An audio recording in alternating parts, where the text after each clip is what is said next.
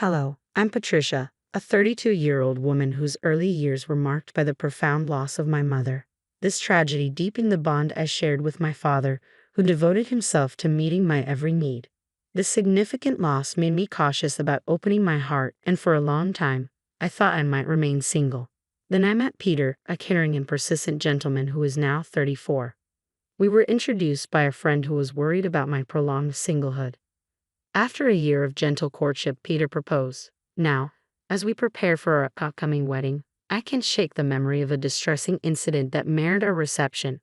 Under the influence and oblivious to the crowd's murmurs, my in-laws confronted me publicly, demanding that I contribute an additional $55,000 monthly, half my salary, as a show of financial worth. They insisted it was too late for objections since I was marrying into their family. I was stunned by their audacity, especially at what should have been a celebratory occasion. My face drained of color, and just as I began to collect myself, my father intervened. He took the microphone from them and sternly reprimanded my in-laws, reminding them of the embarrassment they were causing. This episode not only shocked me but reinforced the cautious approach I've always taken in relationships. Despite the love and support from my father and Peter, navigating these family dynamics has been a new challenge. From the moment Peter and I started dating, his kindness and attention brought me true happiness. He became such an integral part of my life that envisioning a future together felt natural. When he proposed, it was clear we were on the same path. Peter always knew the right words to ease my doubts. "Don't worry if you're uncertain about something. I'll be here for you until you feel better. I love you, Patricia. You can always rely on me," he would say. His promises and presence provided a warmth that only deepened my affection for him. When I shared the news of our engagement with my dad, his joy overflowed, and he even shed a few tears. "Wow, Patricia, you're finally tying the knot. I'm over the moon for you," he exclaimed. We shared a light-hearted moment as I playfully teased him for being so dramatic, a sight I rarely saw. "I used to worry you might never settle down," he admitted, his concern surprising me but showing just how deeply he cared. His heartfelt congratulations meant everything, especially knowing the sacrifices he made raising me alone. As Peter and I dove into wedding planning, our lives became a whirlwind of activity. Our jobs filled our weekdays while weekends were dedicated to organizing our big day, leaving us with little free time. Eventually, we found a day to visit Peter's parents for the first time since our engagement. Despite our hectic schedules, we were eager for this visit. When we arrived at his parents' house, nerves fluttered in my stomach. Peter noticed and reassured me with a comforting smile. "Don't worry, my parents are really kind." His words eased my anxiety slightly. As I rang the doorbell, Peter's mother greeted us. "Mom, I'm home," Peter announced cheerfully. "Welcome home." "Peter, it's so nice of you to come," she said warmly, her eyes lighting up at his presence. I followed with a polite introduction. "Nice to meet you. I'm Patricia, Peter's fiancée." However, her initial warmth seemed to cool slightly as she turned to me. The smile she offered was polite but lacked the affection she had shown her son, and her gaze felt scrutinizing. This subtle shift left me feeling uneasy as we stepped inside. Peter's mother led us into the living room, her reserved demeanor persisting. With a tone that felt more interrogative than conversational, she began, "Patricia, I'm curious about what you bring to the table. Peter is our treasure, our only child. If you're going to marry him, you must be suitable. Are you worthy of him?" Her directness caught me off guard. I hadn't expected such a frosty reception from my future mother-in-law and struggled to find a response. "Remember, you'll be joining our family. Are you prepared for that?" she continued. While marrying Peter would indeed mean becoming part of his family, her high expectations felt unreasonable. After all, Peter's family wasn't a prominent dynasty, and I wouldn't even be living with them. The pressure of her questions weighed on me, and as I hesitated to reply, she grew impatient. "When I ask you a question, answer promptly. You're being rude," she snapped, her voice rising. "I want to know if you're ready for this." Feeling overwhelmed, I managed to respond, "I hope Peter and I will support each other in our marriage." Her reaction was dismissive. "That's such a naive thing to say. Your job as a wife is to support Peter. You clearly don't understand the basics." Just then, Peter's father, who had been sitting nearby, intervened. "Honey, please calm down." He turned to me with an apologetic smile. "I'm sorry, Patricia. I hope you weren't too upset by my wife's words." "It's okay. I replied, trying to stay composed. I understood that Peter's mother was protective of her son and might have spoken hastily. At that moment, Peter's brother entered the room, and his gentle tone provided a brief reprieve. But then he added, "What my wife said does have some truth to it. What concerns me is that you come from a single-parent family." Confused and a bit hurt, I asked, "What do you mean by that?" "Well, being raised by just one parent doesn't exactly have a good public image. We can't be thrilled about someone from such a background becoming our son's wife, can we?" he elaborated, the weight of his words hanging heavily in the air. I couldn't hold back any longer. "Wait a minute. What's wrong with being raised by a single parent? My father worked incredibly hard to raise me alone. I'm grateful for my upbringing and proud of him. Growing up with one parent doesn't diminish my worth." The room fell into a tense silence as I stood my ground, feeling the weight of their judgments yet resolute in my values. It was clear that Peter's parents held an old-fashioned perspective, questioning my ability to be a good wife based solely on my upbringing. They expressed doubts about whether I had learned essential skills like managing household chores. "I helped my father with household chores, and I can cook pretty well," I replied with conviction. "So please don't make assumptions about me." Despite my clear explanation, they seemed to dismiss my words and laid down conditions for our marriage. "We'll allow you to marry Peter, but in return, you must promise to prioritize us since we are his parents. Can you promise us that?" I was taken aback by their request. It felt more like a transaction than a blessing. Later that evening, feeling sidelined by their dominating attitude, I decided to share my concerns with Peter. "Hey Peter, do your parents always talk to people like that?" I asked, hoping for some understanding. Peter seemed unfazed. "What's wrong with how they talk?" I was surprised that he didn't recognize the issue. "I mean the way they spoke to me and what they said," I explained. Peter shrugged it off casually. "Oh, they were just discussing whether you're ready for marriage. I understand they're concerned." But their comments felt a bit over the line. I persisted. Peter's nonchalance surprised me. "Really, what do you think they said that was wrong? They gave us their blessing, so let's not dwell on it." I agree outwardly, but inside, I couldn't shake the unease that Peter seemed to align more with his parents than with me. It was deeply troubling. Sensing my discomfort, Peter pulled me into a hug. "Patricia, you don't have to worry so much. My parents are just a bit upset because their only son is getting married," he explained. Though his words were meant to comfort me, they didn't fully alleviate my feelings of being misunderstood and somewhat alone in this new family dynamic. I found myself wondering how we would navigate our future together with such differing expectations from Peter's parents. He tried to ease my concerns, suggesting that they simply wanted what was best for us. "They just want us to have a strong marriage like theirs, and that's why they might come off a bit harsh," he explained. I attempted to see things from his perspective, acknowledging that perhaps their high expectations came from a place of care. Still, I couldn't shake the discomfort stemming from their criticisms of my upbringing. I believed our marriage should center on us and our mutual respect, not solely on seeking their approval. As I grappled with these thoughts, our wedding day arrived, filled with profound emotion. Walking down the aisle with my father, who had raised me alone, was a moment I would cherish forever. As Peter and I exchanged vows and rings to the sound of applause, I felt overwhelming joy, realizing the significance of the commitment we were making. The lively atmosphere at the reception, filled with congratulations from friends and colleagues, made for a truly memorable day. Despite my initial misgivings about Peter's parents, the happiness of the occasion reinforced my belief in our decision to go through with our plans. However, as we prepared to greet our guests, I noticed that Peter's parents were visibly intoxicated, their behavior becoming slightly erratic, which made me uneasy. An uncomfortable moment unfolded when Peter's mother, a bit too forcefully, pulled me aside and said in a commanding tone, "Patricia, listen to me. After this wedding, you are going to dedicate yourself entirely to us. Get ready because we will test you rigorously." Some guests chuckled, mistaking it for a joke, but I felt the tension in the air. Shortly after, Peter's father took the microphone, glanced at me, and remarked, "Patricia, aren't you ashamed to wear a dress like that? It doesn't suit you at all." His tone was sharp, and Peter's mother added, "Dear, you should tell her the truth." The mood among the guests shifted, whispers growing louder, some in disbelief, others in discomfort. I turned to Peter, hoping for his support and expecting him to address his parents' rude remarks. To my dismay, he remained silent, later stating that he couldn't do anything about it and didn't believe his parents were in the wrong. This response was disheartening, making me realize the challenges we might face as a couple, especially regarding his parents' influence and our differing perspectives on handling family conflicts.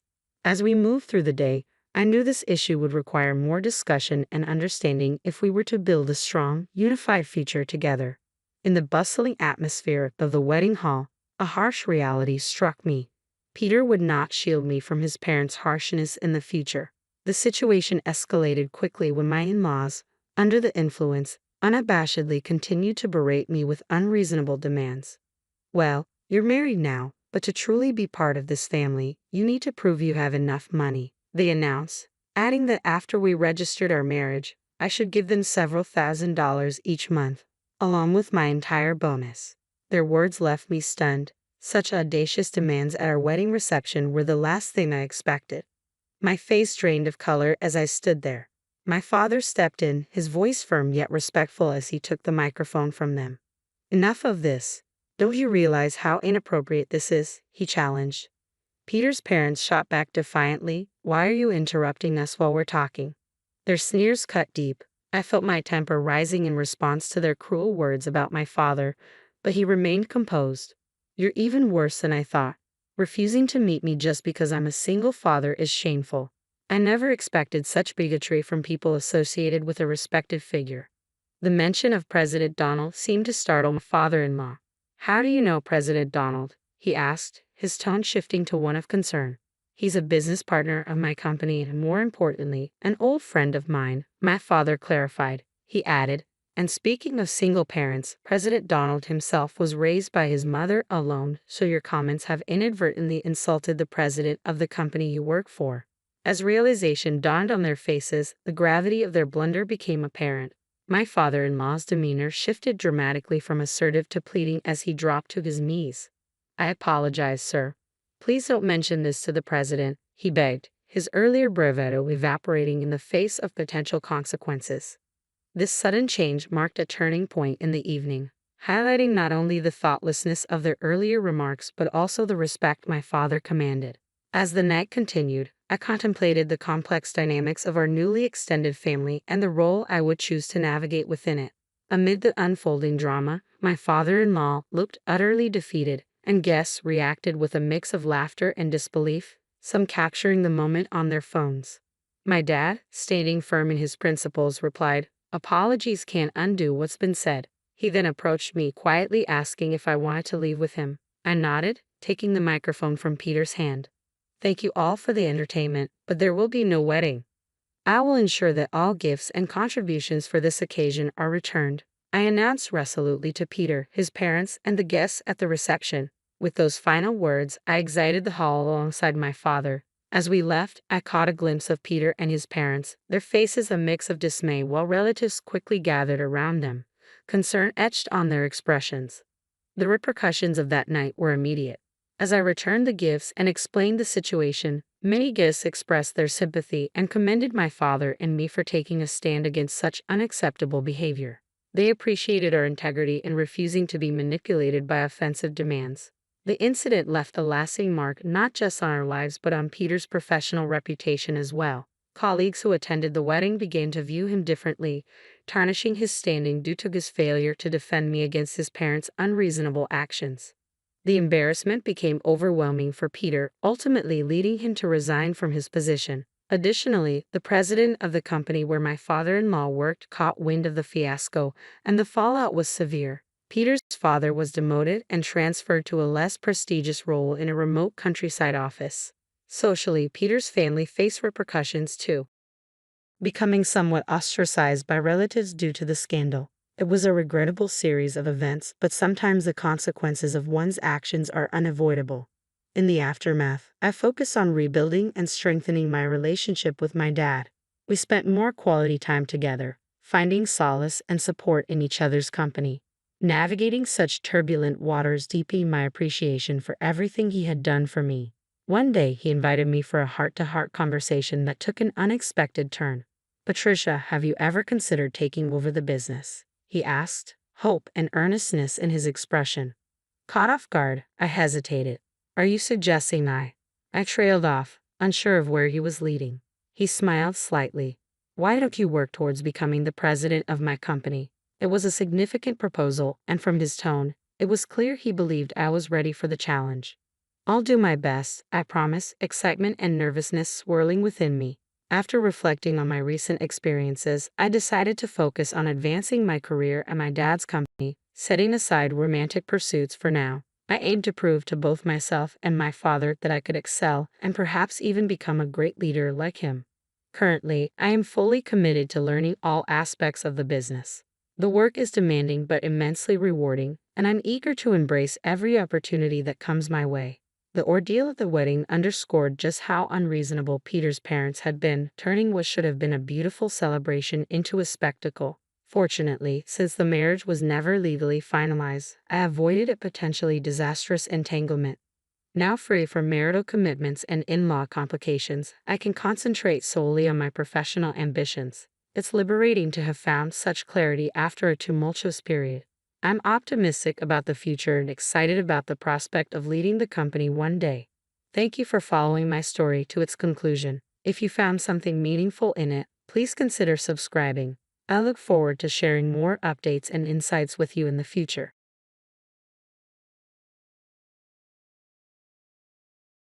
I noticed something strange about my son's wife, and especially her mother, Nancy. It really struck me on my son, Ken, and daughter-in-law, Nancy's wedding day. She suddenly tried to close the distance between us, but then would make odd, inconsistent remarks. She frequently asked about my plans and routines. What could she be thinking? Nancy even suggested that we live together. I figured if she disliked me, she wouldn't ask for that, so maybe she was just a little off with the boundaries and simply wanted to become family. I felt that rejecting her outright would be a waste of her effort, so I began living with my son and his wife. Ken was thrilled about it, so I agreed, even though I couldn't understand his wife's real intentions. One day, I came home without them noticing. I saw Nancy video chatting with her mother in the living room. So, tomorrow morning is fine, just leave it to me. Okay, let's hope it starts working soon. Hearing this, I felt chills run down my spine, and I quietly stepped back to the entrance. Then I hurried to the police station. My name is Irene James, and I just turned 60. While I'm grateful for reaching this age in good health, I sometimes feel a bit lonely without a partner to share this with. My husband passed away 20 years ago while he was at work. At the time, our son Ken was still in elementary school. Ken was too young to understand the sudden loss. That morning, I had walked to the door to say, "Have a good day," like always, but my husband had already left in a rush without saying goodbye. I had no idea it would be our last parting. Even now, 20 years later, I sometimes dream of that morning. I go to the sunny entryway and no one is there. Oh, he's already gone, I think, disappointed. I feel like I could still stop him if I ran fast enough, but as I try to step outside of my dream, my feet are heavy and won't move. Then the phone rings loudly and I receive the terrible news of his accident. I have often wished I could redo that morning. My husband worked at a printing factory. The machines were always running, so safety checks were a daily requirement. But people have off days. Their concentration can waver based on how they're feeling. Machines, too, can malfunction unexpectedly. Unfortunately, on that day, both my husband's attention and the machine's function failed at the same time.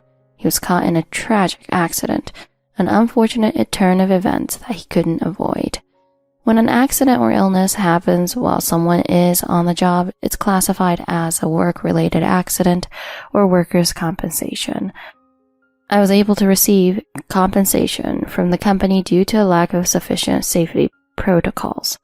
The company admitted they'd failed in their responsibility to provide a safe work environment, so we filed a claim. My husband's colleague had also made an operational error, so the company was held responsible for that as well. They had a duty to train employees and ensure safe working conditions. The workers' compensation alone wouldn't have been enough. In a way, I think fighting for compensation helped me cope with my grief.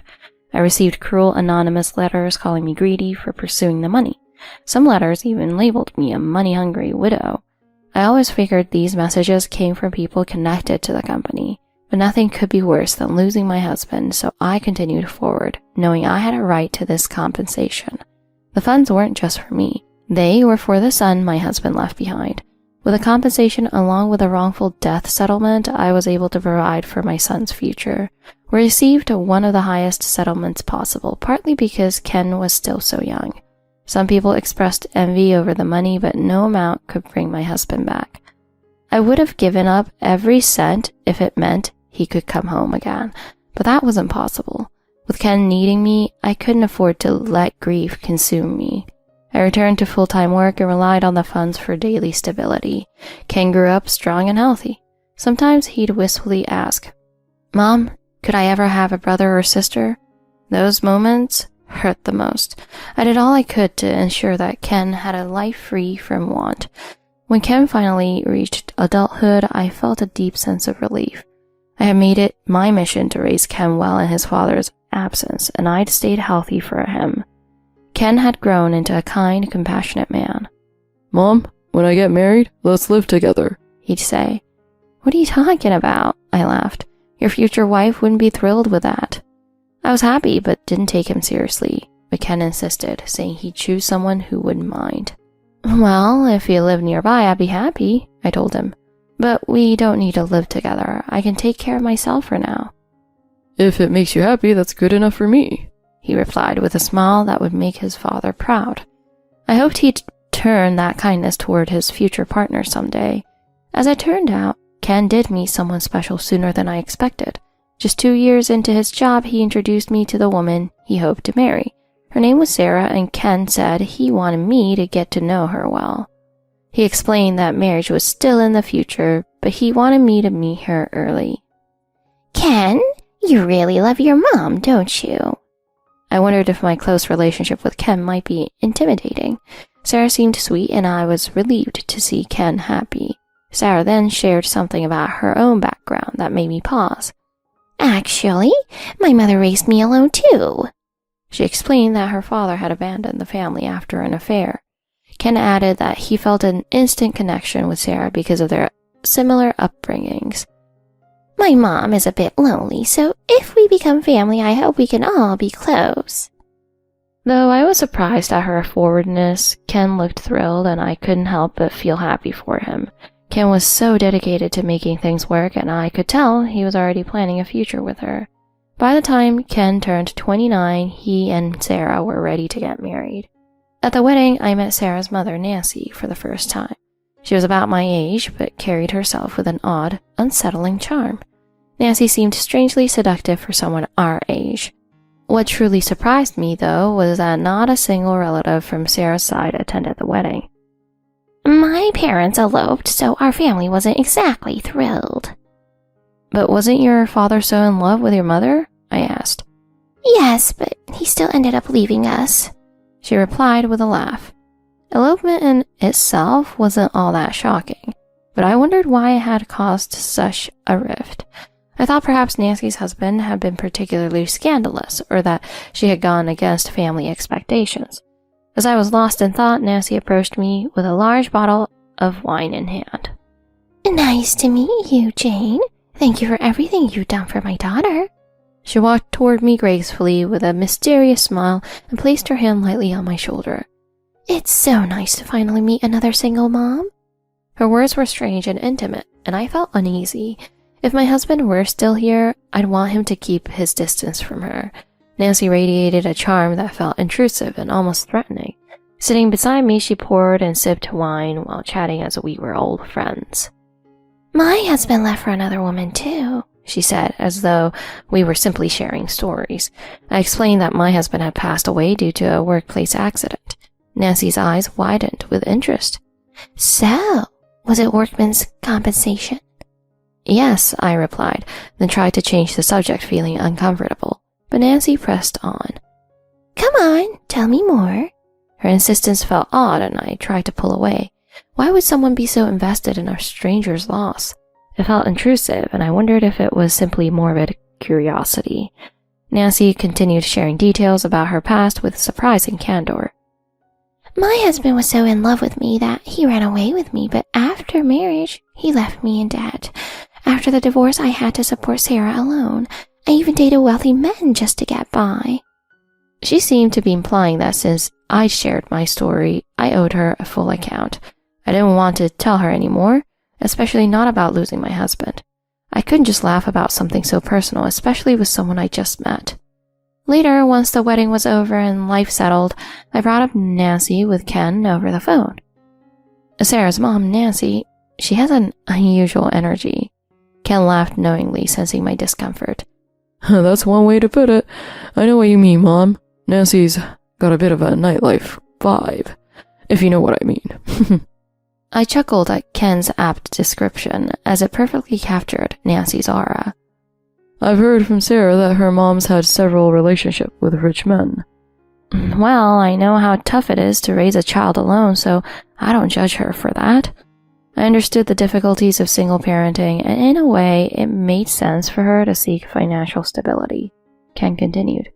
Nancy's personality made it hard for her to settle down. When I visited her house, there were designer bags all over. Guess she's had a lot of gifts. I felt a pang of admiration, but also curiosity. Wow, she's really lived life on her terms. You're kind of like that too, Mom. You're always calm and comforting. I'd often heard that calming is a polite word for people without enough interesting traits to compliment. Still, I appreciated Ken's insight and dropped the subject, though something still didn't sit right. A short time later, Ken asked again about living together, surprising me with his persistence.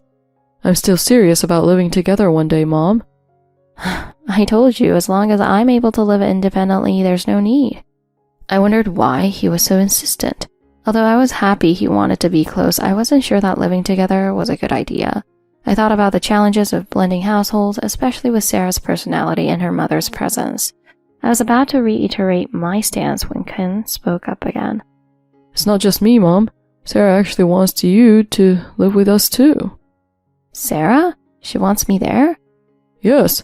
She says she's always wanted a big, close family, so she's excited to have you with us. This didn't make sense to me. Why would Sarah want her mother-in-law moving in instead of her own mother? I decided I needed to talk to Sarah directly to understand her intentions. That weekend, Ken and Sarah visited, and Sarah seemed prepared for a discussion. The truth is, I grew up missing that big family feeling. Ken and I both did, actually.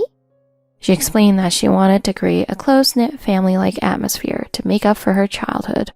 If you lived with us, it would help me feel that family bond I've always wanted. Ken nodded in agreement, saying he understood the appeal of a big family. I could see that Sarah was sincere, and it softened my resolve. I thought about it and realized that Sarah's family-oriented dreams were very genuine. All right, I'll move in with you both, but let's agree it's a trial period, and if things get too stressful, we'll consider other options. They both accepted my conditions with enthusiasm. I felt fulfilled as a mother, seeing their happiness, unaware of the darker reasons behind Sarah's eagerness. For a while after moving in, I enjoyed a cozy, lively household. It was the first time since losing my husband that I had felt this warmth. Sarah was attentive, always ready with a warm drink of a quiet kindness, and Ken was delighted to have us all together. However, one day I felt increasingly sick. I had to leave work early with stomach issues and fatigue that only seemed to worsen. I thought back to what I'd eaten or drunk recently, trying to make sense of it. Then I remembered that every drink Sarah had made me, coffee, tea, even water, had left me feeling strange. At first I dismissed it, consuming it was my own health taking a turn. But one night, I noticed a faint, strange smell coming from the hot water Sarah had poured for me. It was subtle, almost medicinal, like a herbal supplement. Sarah watched me closely as I took a cautious sip, and my heart raced.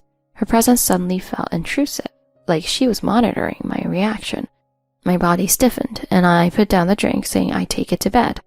Once in my room, I tried to stay calm, but a strong sense of dread came over me. My stomach churned as I sat alone, clutching the cup. Why was Sarah's behavior, which seemed so caring, suddenly make me feel so uneasy? I couldn't shake the feeling that something was off. The next day, I left work early again, feeling too weak to continue. As I got home, I was startled to hear Sarah speaking on the phone in the living room. Mom, I've been trying to mask the taste, but she's starting to notice. I froze. Sarah's words were chilling. Mask the taste? Notice what? Peeking around the corner, I saw her on a video call with Nancy. Don't worry, just be patient. She'll be too weak to ask questions soon. My blood ran cold. Was this really happening? I backed away quietly, my heart pounding, then hurried to the front door and left without making a sound. I went straight to the police, trying to stay calm as I explained what I'd overheard. They listened, though I could see the skepticism in their faces. Ma'am, are you saying Nancy is poisoning you? I know it sounds outlandish, but please. She mentioned masking the taste and weakening me. I fought back tears of frustration as they looked at me unconvinced. I was terrified, desperate for someone to believe me. Just as they were turning me away, an older officer walked over, looking curious. Ma'am, did you say Nancy was involved? Could you describe her? I described her, and his face hardened. Nancy's been involved in several scams. She's been investigated for financial fraud and deception in romantic relationships. A shiver ran down my spine as he explained. Nancy's known for manipulating people, especially if there's financial gain involved. This might be harder to prove, but if you suspect your drinks are tampered with, you could bring us a sample. Oh, thank you. I'll try. I went home, more determined than ever to find out what Sarah and Nancy were planning. That night, I pretended everything was fine, though my hands shook as I prepared dinner. Later, when Sarah brought me my usual evening tea, I discreetly poured it into a container. I hid the container in my bag, hoping to bring it to the police the next day. Sarah watched me, her eyes narrowed. How are you feeling? Still feeling tired? Just a little. I'm sure it'll pass. She gave a sly smile that sent a shiver down my spine. The next day, as soon as I could, I took this tea sample to the police station. The officer who had recognized Nancy accepted it, promising to look into it further. I felt a mix of relief and fear, knowing that I'd finally shared my suspicions. That night, Ken seemed concerned as I carefully broached the subject with him. Ken, have you noticed anything unusual about Sarah's behavior? What do you mean? I hesitated, not wanting to upset him. I think she might be hiding things from us. I don't want to believe it, but please, just stay cautious. Ken looked troubled, but nodded. I knew it would be hard for him to accept, but I felt he needed to be on guard, even if he couldn't know everything just yet. The following morning, I woke up to Sarah knocking on my bedroom door with a cheerful voice. Good morning. I made breakfast today. Come on, you should eat to keep your strength up. I was immediately suspicious. As I entered the kitchen, I saw a plate with what looked like scrambled eggs, toast, and a glass of orange juice. Sarah watched me as I sat down. I picked up the glass, but a faint smell, almost medicinal, wafted from it. Just as I was about to take a sip, Ken entered the room, looking unusually alert. Hey, I actually want to try some of that juice too. Oh, of course. Let me pour you a glass. She quickly took the glass from my hand and went to the kitchen to pour another one. Ken looked at me, his expression intense, as if he was aware of more than I'd realized. I didn't know if I could fully trust him, but I nodded subtly, acknowledging his presence. When Sarah returned with 2 glasses of juice, she handed one to me and one to Ken, who held it up, sniffing it casually before taking a sip. Tastes great. His tone was overly enthusiastic, almost performative, and Sarah's smile faltered. I took a small sip, then set the glass down, pretending to finish my food. As soon as I could, I slipped away to pour the juice into another container to take to the police. That afternoon, Ken approached me in private.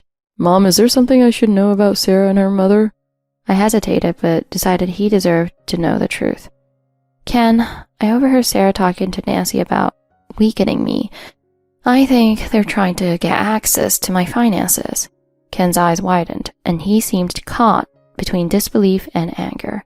Are you sure? I've even brought samples of my drinks to the police. They're testing them now. Ken looked at the ground, processing what I told him.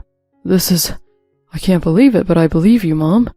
For the first time, I felt a wave of relief. Later that night, Ken and I agreed to confront Sarah together, but carefully. We'd wait for confirmation from the police before taking any drastic action. A few days later, the police contacted me. They had found a mild but consistent trace of a laxative-like substance in my drinks. I was instructed to gather further evidence carefully and keep my son informed. That evening, as Sarah was preparing tea, I noticed her slipping something from her pocket into the drink. I calmly reached for my phone and took a discreet photo, saving it as evidence. After she handed me the tea, I thanked her and set it aside, pretending I'd drink it later. I had what I needed to bring to the police, and Ken was becoming more suspicious by the day. The next morning, when Ken and I finally confronted Sarah, her reaction was shockingly calm. Why would I want to hurt you? We're family, aren't we? Ken spoke up, his voice firm. Sarah, Mom overheard you and Nancy, and the police tested the drinks. They found traces of something that shouldn't be there. For a moment, I saw her mask slip, her eyes flashing with anger. Fine. You've always been suspicious of me, haven't you? Well, I don't need this. She stormed out, and I could see a mix of betrayal and hurt in Ken's face. He looked at me, clearly shaken. Mom, I'm sorry. I should have noticed something sooner. Ken, it's not your fault. I'm just glad you're safe. Sarah's actions led to a police investigation, and eventually Nancy was also implicated for her involvement in past fraud cases. Ken and I decided to live together for a while, supporting each other through the emotional aftermath. We both learned a hard lesson about trust and the importance of standing together as family. From then on, I vowed to live cautiously and cherish every moment, knowing how fragile trust could be.